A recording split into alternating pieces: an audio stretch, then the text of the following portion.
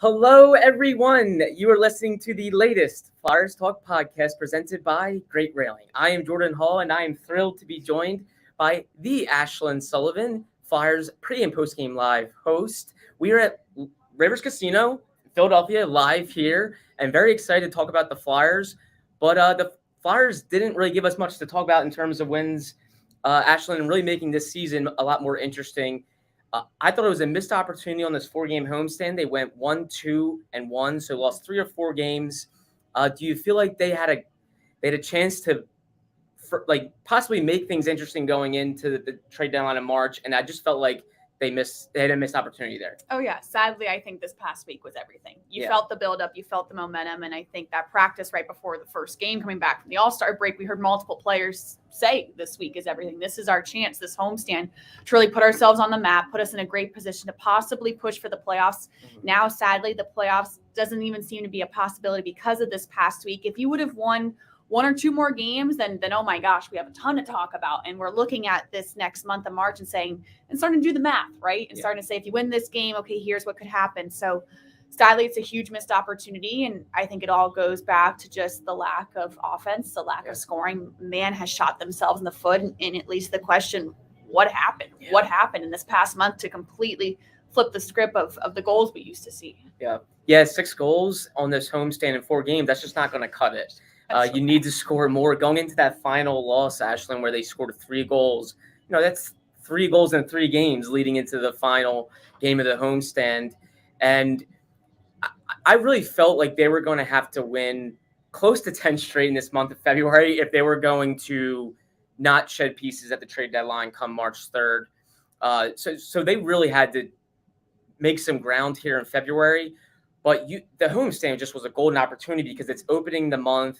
It's in front of your fans. It's where you're expecting to play best and really win some more fans over. To win 1 game, I think, is disappointing. What were some of the biggest issues on top of goal scoring? Well, goal scoring is absolutely huge. And I want to say defense, but really you can only put so much pressure on this defense. And when you have those offensive stats, 6 goals in 4 games, how can your defense continue to keep yourselves in this game? And I thought that was the case Sunday in the loss against the Kraken. It was not the best defensive effort, actually one of the worst we've seen here in the past couple of months. But look at the week they just had. I mean, that defense kept them in those games and even won them a game. And I think, sadly, especially on Sunday, the defense wasn't up to par, but you put so much pressure on them through that entire week to keep yourselves in. And it's at this point, it's like it's almost asking too much every single game. It really, it's not a healthy way to play where you're in these dogfights games where one mistake becomes fatal. And they were living that type of life earlier on in the season, and you saw how much stress it put on Carter Hart, how much stress it put on the guys in front of him. Right. It's just not a good way to play. Whereas if you're scoring goals, you have a little more flexibility. I mean, we saw a game where I think they were up 4-1. They gave up 2 goals late in the third period, and all of a sudden the game got real interesting.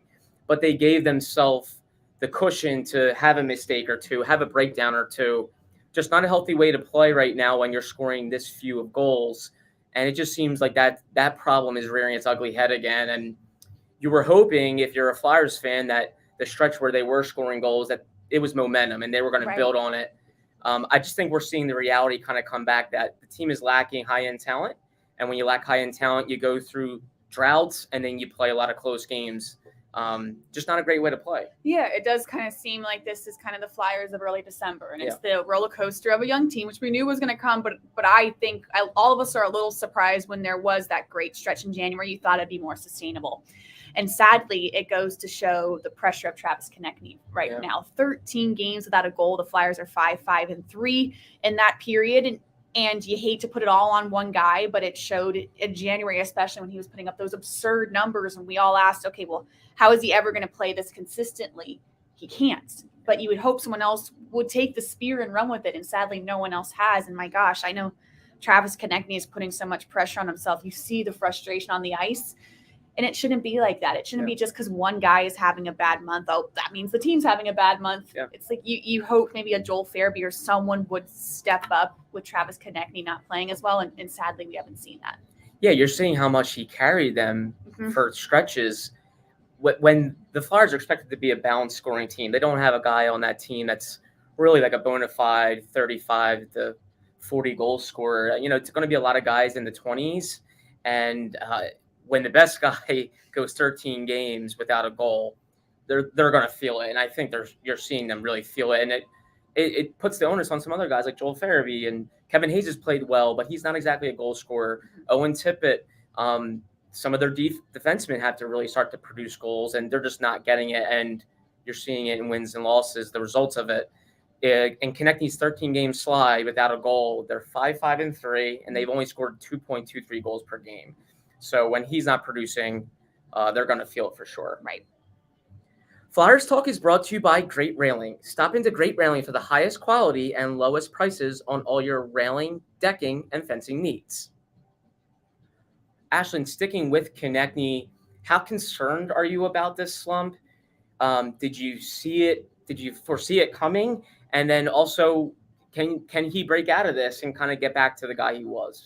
Yeah, I think it's interesting because back in early January, I would always talk with Scott Hartnell about this because he always talked about the roller coaster and the riding the waves of a player. And when he was putting up, 2 solid weeks of these numbers, Scott always said, okay, there's no way he can keep this up. This is absurd. Look at his goals. Look at all this offensive movement. At some point, it's going to falter. But when we said it would falter, you expect it to kind of just go back to normal and have a consistent, you have a great game. Okay, a couple games off, great game.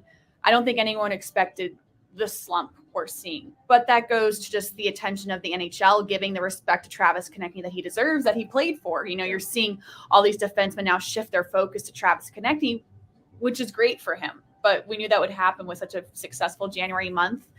I think you can tell that John Tortorella is a little concerned about how he's going to pull himself out of this, because it seems like every single game we see more and more frustration brewing. And Travis Konecny is already such an emotional player and such a fiery player that he certainly does not need any extra frustration added his way. So you would love for him to just take a step back, but I get that's so much to ask of a player like him who already plays with his hair on fire, even when he's playing really well in January. Yeah, it's tough to fault a guy for caring, right? Yeah. And he cares that much, where he does kind of get into his own head at times. John Tortorella admitted that. He said that was his concern with Konecny, is possibly getting into his own head for caring too much, living and dying with every single play.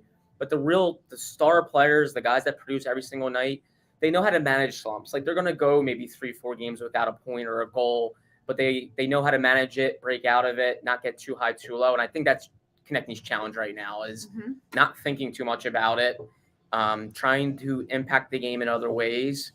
But it is a shame the Flyers are at a point in terms of lacking that much talent that a guy goes through a skid like this and they're really feeling it this much. Yeah. And I think we're learning a little bit about Konecny too. I feel he understood, he even admitted that he understood the bounces weren't going to go his way. He was going to hit a little bit of a lull. I don't think he expected it to be this big, and now he's trying to fight his way out of it because the Flyers really need it. I think he's realizing I'm a star player now. I'm one of the guys, and I can't go through these stretches without my team feeling it. Yeah, and look at the attention he's drawing. And I go back, we always ask him almost every single practice in that January span, what's going right? My gosh, look at how you're playing, look at your numbers. He's like, oh, it's just puck luck. And I was always laugh okay, it's definitely more than puck luck. You can't just keep saying things are going right for me and they're bouncing my way. But my gosh, maybe he was right. Maybe it was just puck luck in that month, because he had such momentum, and you hate to just put that as the answer. But I think the answer is he had such a fantastic month that everyone took notice, and every single team now, he's the center of film study. Yeah. And maybe that backs off now because he isn't having as much of a success month. Maybe they shift more of their attention to Owen Tippett. Yeah. But at some point, something's got to give. Yeah, it really raises the bar. When you go on a stretch where I think he had 17 goals in 19 games, that raises the bar. It raises expectations in everyone's mind, and it certainly grabs the eyes of the opposition, where they're going to focus more on him, try to get under his skin the way he does the opposition. So I think we're going to learn a lot about Travis Konecny. How does he finish this season? At one point, everyone was thinking he could finish with 40 goals and 90 points. Obviously, it's going to be difficult to get there now, but he can still really finish strong, go into the offseason, give the Flyers a good read on who he is. Can they build around him? How can they help him? All important things the rest of the way. The Flyers might not be a playoff team, but they have, I believe, 28 games left, important games to learn about players, give some young guys chances alongside Konecny, and see what works here. Yeah. Opioid addiction is a national public health crisis. The Someone You Know podcast from the Independence Blue Cross Foundation offers inspiring stories that challenge stigma, offer hope, and humanizes the disease of addiction. Download the new season 3 of Someone You Know on all major podcast platforms. So, Ashlyn, that big date that everyone has circled, March 3rd, the trade deadline, everyone loves to talk about it. We're going to continue to talk about it up until that date. I'm sure a lot of general managers are on the phone with each other every single day. It's getting closer and closer. And what I was alluding to earlier was the Flyers were really going to have to go on a torrid run for them to not shed pieces. But I believe management is going to have a seller's frame of mind. They have to. Is it becoming pretty inevitable that the Flyers are probably going to move, I would think, at least a piece, possibly 2, maybe even 3 at this trade deadline here? Especially after this past week. And you hate to put, the status of the trade deadline on 4 games, but you felt that magnitude in the locker room and just the brewingness of this homestand, that if they won 4 games, if they won 3 games, my gosh, maybe that shifts your entire mindset of what could happen with this trade deadline. I think JVR is a great example of that. If he continued to show success and continue to be the building block for someone like Owen Tippett, I think you really question, is it worth moving him? But now that seems inevitable when you look at his salary cap hit, his age, and now sadly the status of the Flyers. What is the worth of keeping him at this point? So you hate to put it on 4 games, but my gosh, did it really seem like that last week kind of set the tone of what the trade deadline is going to look like? So true. They still have some February left to make a little ground and make things more interesting, and they still have a lot of season left. But at the end of the day, the trade deadline is really going to dictate how they finish, because they're going to have to shed some good players. Like James Van Riemsdyk's a very good player who really helped spark 2 young players, right. Owen Tippett and Morgan Frost. And then you even consider, could they move Justin Braun, Nick Seeler, a couple of veteran defensemen, and who knows if they have a loud move up their sleeve. But the Flyers are going to look different, and it makes the order even taller for the Flyers if they want to somehow get into the playoff picture. It really made that homestand so important. If they could win some games at home and push things a little bit further. But I think everyone takes it day by day. If you're a player or if you're in management, you were really hoping you could score some goals, win some games. James Van Riemsdyk, when we talked to him, he even knew that there was 10 games before the trade deadline, and he was thinking, hey, let's make it interesting here. I think he was holding out hope that maybe the Flyers could do that, but it does seem like they're going to move some guys, and James Van Riemsdyk might be the most obvious one. Yeah, they're not dumb. They're paying attention to stuff. Even if they say they aren't reading, they aren't paying attention. I mean, you possibly might be moving. I mean, I would want to pay attention to that. That's a major factor in my life. Yeah, right. Exactly. James Van Riemsdyk has 2 kids. Yeah. I believe they're both under the age of 2. A lot going on. He's 33. So yeah, he even smiled when we asked him about it, that life comes into play here. It's not just him by himself going to another city, another team. It's essentially a family. So a lot can change here for the Flyers. But Ashlyn, I will still say that what they're doing right now in terms of keeping things interesting, getting to 500, I think is important. They're taking strides from last year, and some people might not love that. The pro tankers might want to see them bottom out like they did last year. But do you feel it's still important to win some games and try to push for the playoffs, or at least try to pick up as many wins as possible, things you can build on for next year? Yeah, I think at this point, the pro tankers, you've lost your battle. Yeah. I mean, they're at 500 right now. And if you're a pro tanker, you're not happy with where they are. And it's not like they could have such a terrible end of February and end of March where you're now happy with the pro tank debate. So let's just get that out of the picture, because that's not going to happen this year. They played well enough to where you now are not in that conversation. So yeah, it's in their best interest to win as many games as possible. I don't think that they can make the playoffs. Maybe they have an unreal February, March, and it's a different story, but it doesn't seem like the trek they're on that's going to happen. So now I think your main message for February, March is finding answers to these young players. What can you build around? Who's the players I absolutely have to keep no matter what? I think there's still a lot of questions with this team. And then what happens when Sean Couturier and Cam Atkinson hopefully come back? How does that shift this team? Is that good enough? What are the pieces we're missing? I think you have probably 10 major questions right now that you need answers to in the next couple of months. Yeah, and I think it's a testament to John Tortorella. He's gotten a lot of credit this year, and I think it's deserved, because Ashlyn, you and I were chatting a little bit. We would have been stunned to see the Flyers at this point without Sean Couturier and Cam Atkinson. I really felt they were going to be like a mid-70-point team at best, even with a healthy Sean Couturier. I didn't see Cam Atkinson getting hurt for all we knew going into camp, he was healthy. He's not going to play a game. Sean Couturier, we're not sure if he's going to make an appearance at some point this season, but he was expected to play going into training camp. A couple days before he re-injures himself, the back. So the fact that they are 22, 23, and 10, they're in games, tells you they've taken some strides here under John Tortorella, and a lot of that's mindset and a guy that's, I think, demanding of results. Mm-hmm. And you're allowing a lot of young players, I think, to learn and grow and play in a full season, which is important. Yeah, I mean, even going back to those two players, I know when I took this job and got here and they were talking about Cam Atkinson and Sean Couturier being out, everyone was like, oh, well, this is a problem. This is going to be a terrible year because those two guys are out. So even the fact that it's not a terrible year and you have two of your best players not playing tells you all you need to know. Yeah. Catch all the sports action and more at Rivers Casino, Philadelphia. Whether it's the money line or the pass line, there's something for everyone, including a great sports book. Rivers Casino, Philadelphia. Philly loves a winner.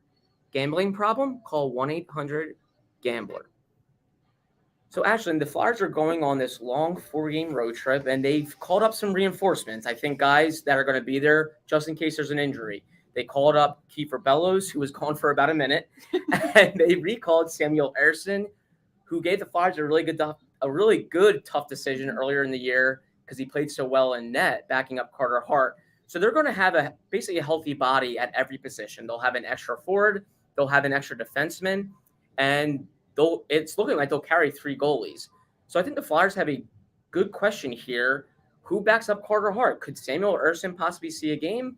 Will Felix Sandstrom still be the backup? Mm-hmm. In your mind, who should it be? Who do you want to say?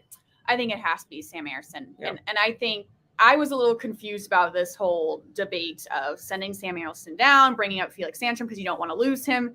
And I get you can't put all the pressure on Felix because John Tortorella admitted it and Provy did as well in the locker room Sunday post-loss that they didn't do enough and they feel like Felix deserves some wins and they aren't helping him get there. But when you just look at his stats and you look at Ersson's stats and compare them, it's night and day. So it just seems to me if you think Ersson's good enough and it seems like John Tortorella really likes him and wants to keep him, then get him some game action and risk the thought of maybe losing Felix in the wire. I don't get it. Maybe you can explain it better, but it seems like Ersson is the clear answer here. So no, and to me, you're not sending Felix Sandstrom down right now, so you're not running the risk of losing him. If you're going to carry 3 goalies, who do you want to play, Ashlyn? The 2 best goalies. And I think Carter Hart is, of course, the number 1, and I think Sam Ersson has shown he deserves a game or 2. I think Tortorella is going to lean that way. We saw that when Carter went down for a little bit, and Ersson played so well in that previous road trip. It came down to Ersson or Sandstrom, and Tortorella ran with Ersson. And I really think they're going to get him a game or 2, depending on the schedule. Obviously, we know there's some space between games, but there is a back-to-back early next week where I think the one or 2 goalies are going to play in that spot. So maybe Hart gets 3 of the 4 games, and then Ersson maybe gets 1. But I think you got to roll with Ersson. And Ashlyn, I agree. There's times where I do look at the games and I'm like, man, they are not playing hard for Sandstrom. Yeah. Or they can really help this guy. But when does it balance out? Like, when do you say, well, maybe Sandstrom's giving up some goals and it's not all the play in front of him? I really like Felix Sandstrom. I think he's a good guy, good kid. I do think the Flyers have hung him out to dry a couple of times. Yeah. But it's becoming that, like, the number of games is becoming too great here, where you got to say, maybe I think Tortorella believes he can make a save or 2. He can make a save or 2 to help his own calls and to help the guys in front of him. Yeah, at some point, the goaltender has to be the game changer. He has to be the difference, and it can't just be the excuses. And I do agree that the Flyers could play better for him, but how many games has Carter Hart won them the game? Yeah. And Ersson was playing so well as to the point where we were talking on pre- and post-game about if Ersson keeps playing like this, like, what's it going to mean for Carter Hart? Like, that's how well he was playing. That was an actual conversation for 2 or 3 shows. If Ersson keeps this up, could he get the number 1 job over Carter Hart for a couple of games? So I think it's a no-brainer, but I guess we'll find out in a week. Exactly. The Flyers have decisions, not only at the trade deadline, but they have decisions about who's going to play, and good decisions. It's young depth in net is not a bad thing, but I think Samuel Ersson can certainly see some games. And I even remember when we were talking about mindset and how John Tortorella wants his players to play. And he said aggressive mistakes. And he said if at least they're being aggressive and the mistake leads to a rush the other way, he goes, that's why we have a goalie there. He's supposed to make a save for us and bail us out sometimes. I think he's looking for that from Felix Sandstrom. We've seen Carter Hart do it countless times. Oh my gosh. And it gives the Flyers a chance to stay in a game. Mm-hmm. And then the Flyers, I think, play a little harder for him too. That when your goalie bails you out, suddenly the skaters in front are trying to do a little more. Yeah, and you can play more aggressive too because you have that comfort in that backing, knowing, okay, even if I screw up, I know the guy behind me has my back. Yeah. I don't know if they can say the same about Felix Sandstrom. Maybe Sam Ersson gets there, but Carter Hart, they can definitely say that. Yeah, exactly. So the Flyers will see. We'll see who they have in net. I think Carter Hart's going to.